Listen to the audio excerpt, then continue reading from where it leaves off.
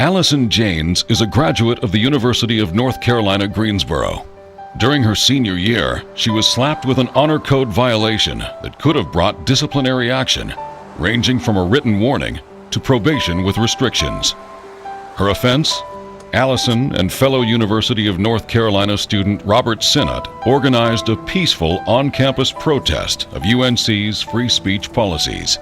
Policies that restrict demonstrations to 2 free speech zones, one very small and the other in a remote area of campus. Allison and 40 or so fellow students emphasized their point by gathering outside those zones at a spot near the library. This corner of lawn right here is one of the free speech areas on UNCG's campus. And as you can see, it's very well traveled. There's lots of students that walk by, except it's tiny. There's not even enough room for one group, let alone a huge group of students or more than one group. So when we had our protest in November, we simply moved our demonstration down to that second tree over there, and they told us that that was somehow illegal, even though we weren't disrupting classes or blocking any walkways. This arbitrary policy said it was okay to stand here and not okay to stand right down there. Allison wanted to protest the existence of these zones, believing, and I believe rightfully, that a university itself should be a free speech zone for the society. So she set up a protest outside of the free speech zones. She was brought up on charges of lack of respect, and I'm not even entirely clear what that means, under the University of North Carolina Greensboro speech code. Allison decided to challenge a university administration more concerned with the trappings of decorum than with the rights of free assembly and speech. Allison is the founder and past president of the UNCG College Libertarians. Robert is the current president. It wasn't until late in my junior year that I actually found out about these free speech zone policies. And from there, I realized that these are wrong and I had to get rid of them somehow.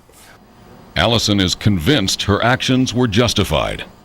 The First Amendment guarantees the right to free speech on all public property. So this issue is not arbitrary. There was a reason that I took it up, and it wasn't just to make trouble with the university community. It was to protect the rights of the individuals on campus. She and Robert organized a demonstration protesting the free speech zone and staged it outside of the free speech zones. We put up flyers around campus the week before, telling people about it, telling friends about it, things like that. The idea had come to us about in the fall, early fall, but as the date approached, we told lots of people about it, and then at around midnight the day before, we sent an email to the administration. So it was the first thing that they read in the morning. The university was ready and waiting. When we arrived at the library that morning, we had police officers waiting for us, we had administration waiting for us. They obviously had heard about it and were ready. We set up anyway, we kind of ignored them. University officials, though, didn't ignore the protesters. After about a half an hour, the administration approached us and requested that we move about a block over to the free speech zone. I said we weren't willing to do that, and then she asked for our names and the student ID numbers of everybody present. Of course, I told her that we weren't willing to do that either. And from there, she said that we could be asked to leave, we could be removed, and we could be charged with disciplinary action. Although university officials chose to take no action at the time, the incident was far from over. We thought that it would be a simple procedure and we'd go to the chancellor with the petition forms that people had signed to try and get rid of these zones. But about a week and a half after the protest, we got an email scheduling a preliminary hearing for a violation of student code of conduct. She consulted with FIRE before organizing the protest. I just explained what we were going to do. I explained the situation at UNCG and asked for some advice. And they told us to proceed with what we were planning, to not back down, to be very firm in our beliefs of what we were trying to portray, and that we would take it from there and see how things went at the protest itself. After charges were filed, FIRE became directly involved. By having a code that banned anything that might not show respect, they had instituted an unconstitutional speech code. And this isn't, just my legal opinion. This is, half a dozen cases have made it very clear that you can't simply ban anything that a university deems not being respectful, that a public university deems. That's just too vague, it's too broad, and of course it gets used in ridiculous situations where someone's trying to legitimately protest something real, like an Orwellian speech zone. As always, FIRE's first course of action was to send a letter. We always give universities a chance to do the right thing. We explain what our understandings of the facts are. We give them the opportunity to respond. We give them the opportunity to rectify the situation before we take a case public.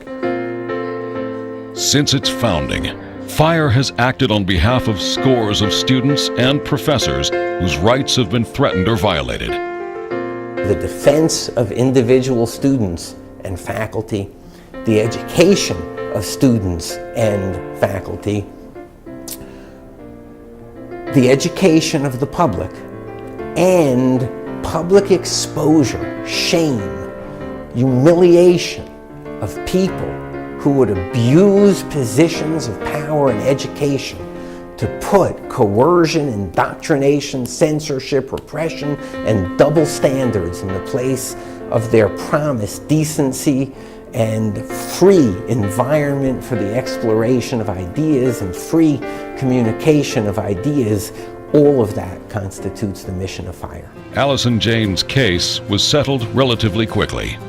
After we took UNCG public, the university tried to stand by what it had done for a little while, but eventually the university, actually in the course of a couple weeks, abandoned the prosecution of the students on the basis of respect, and have looked into their free speech zone policy. It was really a wonderful feeling to know that at the end of all of this, that we had changed an unconstitutional policy. When it was all said and done, there were still policies in place that we don't agree with, but they were a whole lot better than the ones that existed. And hopefully FIRE can help us in the future, and we can continue to challenge these policies and push for more individual freedoms on campus.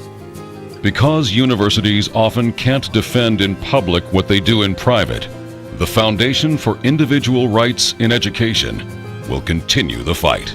A nation that doesn't educate in liberty will not long preserve it and will not even know when it has lost it.